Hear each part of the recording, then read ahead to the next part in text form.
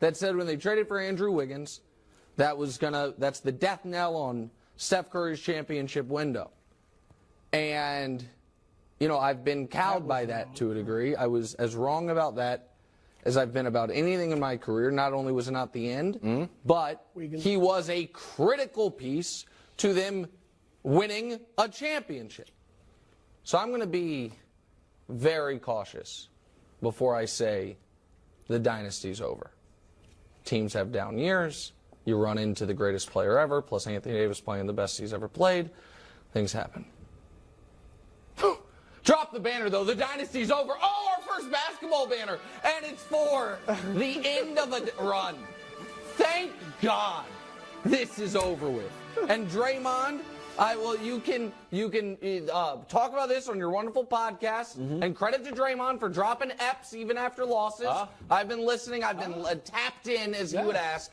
But it's obviously over. They had an unbelievable opportunity via the Wiseman pick at number 2, totally squandered. Kuminga and Moody not getting what they would hoped. They thought they were up in Jordan Poole, and now that diamond is actually the worst contract in the NBA. And so they have all that. They have a new CBA that guts them entirely, unless Lacob wants to pay $500 million for a team that Steve Kerr just said was not a championship-level team. So as great as Steph Curry is, yes, the dynasty is over, Chris Broussard. Let me ask you this. Were the Spurs a dynasty?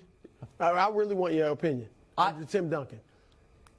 Yes, but I think the dynasty was 99-07. And then they won another title. But I don't think the dynasty extended until 14. I don't think it was a 15-year dynasty. Does that make sense? Yeah, and I want your answer because the Spurs dynasty was basically the Tim Duncan dynasty. Sure. And you had different players. You first had David Robinson, Avery Johnson, Jaren Jackson, guys like that, Sean Elliott, and then you got Manu and Tony Parker. Look, will they be the favorites next year in the West? No. But I think they will still be a contender going forward. And the dynasty is Steph. With all due respect to Clay and Draymond, who you can throw in there too, because obviously they're critical parts. But my point is this: as long as Steph Curry is still in his prime, and I do think, Nick, he's arguably playing as well as he ever has. As long as you have that, and I think they seem like they want to bring back Clay and Draymond. Yeah. And Wiggins. Yeah. Kevon Looney, I thought was great in these playoffs. He's the lone rebounding machine. What they need to do, I would look to trade Jordan Poole and see if I can get players for him so I got some depth. And they need a big. Those first championship teams had an Andrew Bogut, a Festus Ezeli. Well, they have Looney. They need, but he's the only one. So, hold on, can I ask you? They had a few bigs. They need some bigs. Does the rest of the league not have access to the playoffs? Why? What on earth? In what world is someone giving up anything of value for $32 million a year of Jordan Poole? I think him somewhere else, he can clearly score. Now, he's a poor defender, and he's a little loosey-goosey. But he can score, and he's a young kid. And he got punched in the face. Ramona wrote the whole article. Ramona came out with kind of like the Warriors. And he played the whole season through that. I get that. Go ahead. This is last year, his in the playoffs. Just because I looked it up, last year his numbers in the playoffs. Denver, games of 30, 29, 27. Memphis, he had 31 and 27. Dallas, he had 23 and 18.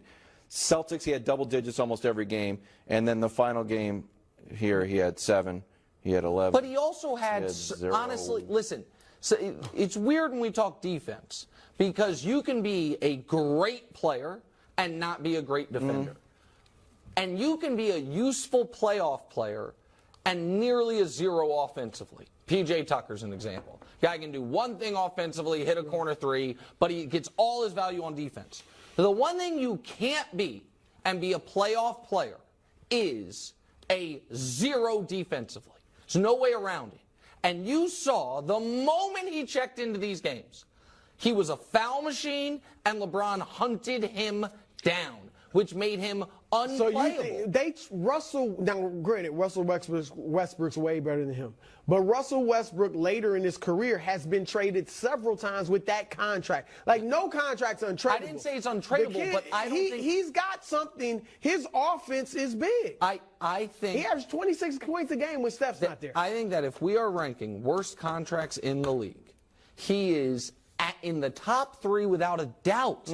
And in order to get someone to take it, you're going to have to include something like Jonathan Kuminga, who I think is an asset. I think that's an overstatement. I think that's I'd like to see what the... Because teams need scoring, and he's proven when Steph's out and he has to start, he delivers. Man, I think they're in real and trouble. And he's a young kid, he'll mature. But you think he's definitely gone next year? Well, no, I don't know that he's definitely. If I were running the Warriors, I would look to use him as a trade chip so I can bolster my depth. And again, get a big. Had they had a competent big along with Looney, maybe this series is different. Maybe. LeBron played his best game when it mattered most, 30 points. Here's Steph post game.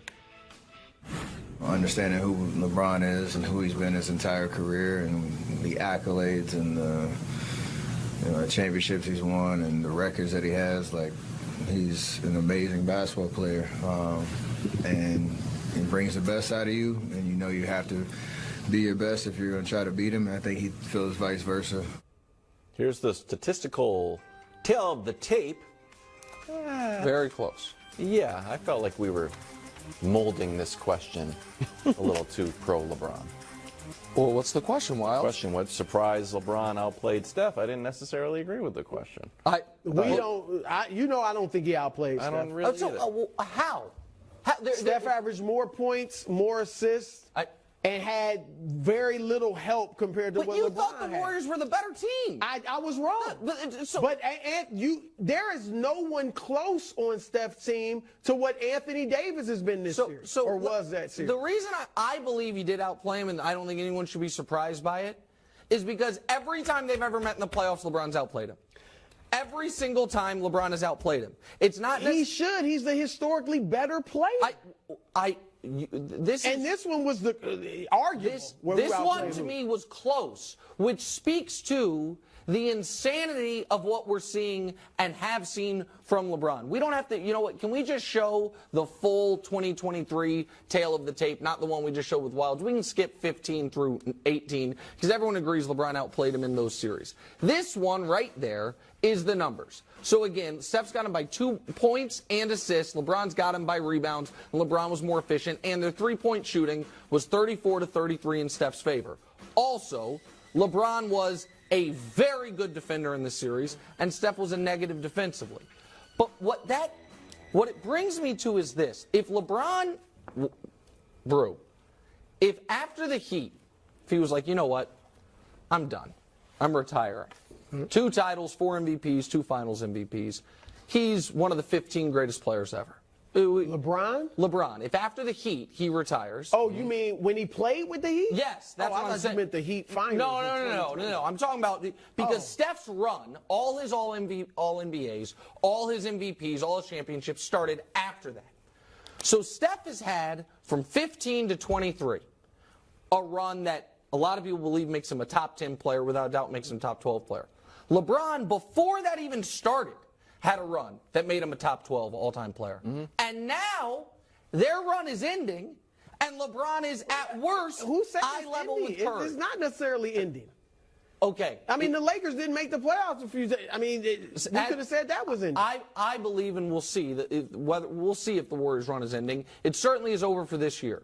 The fact that going into the series, we all agreed this was the best Steph Curry we've ever seen and the worst LeBron James we've seen in 18 years. And in this series, it was a draw at best. Think about that. It's the best Steph Curry we've ever seen, the worst LeBron we've ever seen, and at the end of it, you can certainly make an argument LeBron was better than him. LeBron was great. I don't want to take anything away from LeBron, but you got to understand that when you have a few stars, it's different. When the defense has to worry about, and they were worried about Anthony Davis, obviously. When they got to worry about him, it makes things easier for LeBron. The Warriors had nobody you had to worry about like Steph. It was just like when KD went there. Hold on. They were worried about Clay, but not to the degree that Anthony Davis changed the whole game. You just got to guard the Warriors because they have shooters. But my point is, when Kevin Durant went there, and the defense was geared towards stopping Steph, it made things easier for Durant. That's probably the easiest basketball he ever played in his life was in Golden State. So you got to wrap that into the context, too. Okay. I feel like you're rooting for the Lakers, though, a little bit. Oh, I like the Lakers. I know. We're going to see what happens this Denver series. You got Denver, huh? I'll see where you're at. Wilds You big hasn't on had to Denver. change anything. No, Check the I'm bylaws. solid. He's got nuggets. We're talking hard next. Been with the Celtics for months.